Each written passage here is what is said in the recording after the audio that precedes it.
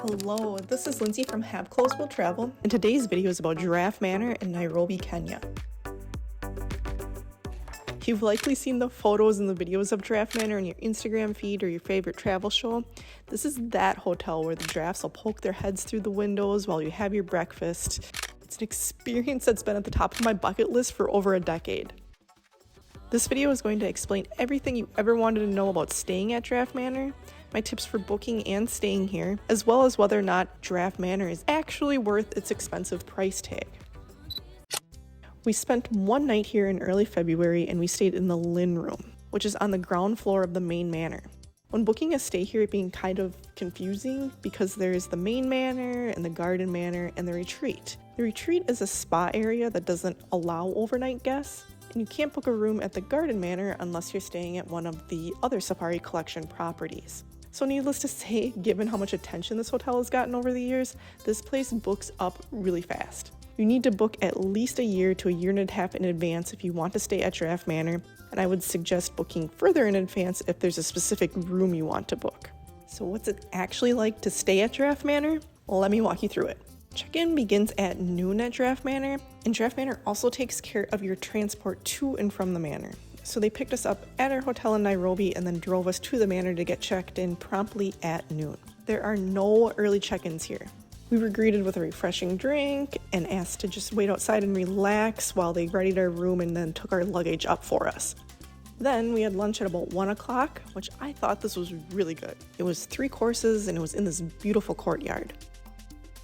We had the afternoon free to do whatever we wanted until 5. During this free time, you could go to the retreat area to swim or have a massage, or Giraffe Manor could arrange for you to go to different souvenir shops in the area. If you had booked a private tour of the Sheldrick Wildlife Trust, you could also arrange to go there, as this elephant orphanage is also quite close to Giraffe Manor. But if you're only staying one night at Giraffe Manor like I did, I would say to just take advantage of staying on the Giraffe Manor grounds and visiting the other places I've mentioned on a separate day. After lunch, we walked over to the Giraffe Centre. The Giraffe Centre is open to the public from 9 to 5, and you can also feed the giraffes here. It's free for Giraffe Manor guests to visit, otherwise it's $15 USD, and you don't need to book in advance. This is also a much cheaper alternative to Giraffe Manor if you want to get up close and personal to the giraffes but don't want to spend a bunch of money. It's also worth noting that because the giraffes are getting fed by the Giraffe Centre guests from 9 to 5, they likely won't wander over to the manor too much during this time. There's a saying at Giraffe Manor that is, no food, no friend. That means the giraffes are entirely food motivated. If you're not giving them treats, they want nothing to do with you. When 5 o'clock rolls around, the giraffes are moving on over to the manor after the Giraffe Centre closes. This is when you have your tea with the giraffes. How this works is you're served tea and cakes, and then you can get some fun photos with the giraffes. The staff here have this whole photo thing down to a science. They even have a swing now where you can swing and feed the giraffes, which is way harder than it looks, I might add.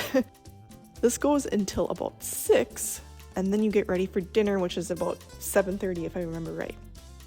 For dinner, it will either be held in the beautiful courtyard again if the weather's nice, and if not, you'll have dinner in the garden manor or the main manor. This video is from having dinner inside the garden manor. It was beautiful and the food was delicious. It was super romantic and intimate feeling for the dinner as well. I would then recommend going straight to bed after dinner. This is because the giraffes are going to come and wake you up before 6 a.m. looking for treats. They actually put a little treat bucket in your room for this very reason. It was about 5:45 when one of the giraffes stuck its head through our open patio door looking for a treat. It was the coolest thing ever. Not all of the other rooms were up yet, so we had 3 giraffes at one point all looking for treats from our room. This was seriously my favorite part of staying here. It was so much fun to feed the giraffes right from our room. And once you've used up your treat bucket, you'll head down for that famous breakfast. I would say to be downstairs by 6:30 if you'd like to grab a few more photos. I want to stress though that one table that you see in all of the Instagram photos with both giraffes sticking their heads through the window, that table is now used just for photos. No one was eating their human breakfast at that table when we were there. It's set up just for the giraffes to eat their breakfast, and then guests will take turns taking photos. Then you'll eat your breakfast at another table, and it allows you to get that famous photo, but also enjoy your human breakfast and watch the giraffes safely. And I say watch them safely because there are a couple of giraffes who, if they're not constantly getting treats, seem to enjoy headbutting the guests. And they have very strong necks. So always be aware of where the giraffes are and listen to the staff. Then you're going to check out at 10 a.m. and Giraffe Manor will take you to wherever you want to go within the Nairobi area. Now, the moment you've all been waiting for. How much does Giraffe Manor cost, and is it actually worth it? To stay at Giraffe Manor currently costs $965 USD per person per night. So for 2 adults, we're talking $2,000 a night. And this is the cheapest room rate. You can also spend more money if you would like to stay in a family suite. So was the Giraffe Manor actually worth it? For me, yes. I honestly thought it was worth the price tag. This is because it went beyond just being another Instagram photo op. This was an absolutely luxurious experience from start to finish, and it was amazing to get to be this close to the giraffes in such a private setting. I had been really worried that this was going to be just a bunch of people trying to get that perfect Instagram shot, and it would be a bloodbath to even try to get close to a giraffe. But that was not the case at all. The staff knew how to keep everyone moving and to ensure that everyone got a good photo and actually got to enjoy their time with the giraffes. Having the giraffes come to your room in the morning too was so cool. That was seriously the highlight of this trip for me. Plus, the service here is phenomenal. They really went above and beyond to make your stay luxurious. And each room even had a dedicated butler to help you with anything you might need while you're here. It was awesome. I mean, they even do your laundry for you at Giraffe Manor. This is one experience that I had built up in my mind over the last decade that I honestly didn't think would live up to the expectations I had built up. However, Giraffe Manor actually exceeded my expectations. This has never happened with past travel experiences I've built up this much in my mind. So yes, I would say it's absolutely worth it. Now, I've also gotten a few questions about Giraffe Manor from friends and from people on social media, so I thought it would be helpful to answer those here as well, because other people might have those questions too. Was the food at Giraffe Manor actually good, and what if you're vegan? I thought the food at Giraffe Manor was great. Lunch and dinner are each 3 courses, and I thought everything tasted really good. They can accommodate different dietary restrictions too. It's just good to note this when you make your booking though, so they can be prepared for you. I also want to reiterate that Giraffe Manor is an all-inclusive stay. This means that your food is included in your booking price. What about alcohol at Giraffe Manor? Is it actually included?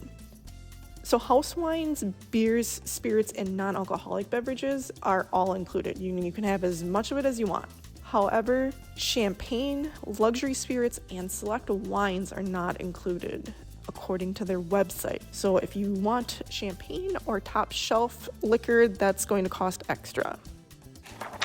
Which room should I book at Giraffe Manor, and is there a bad room?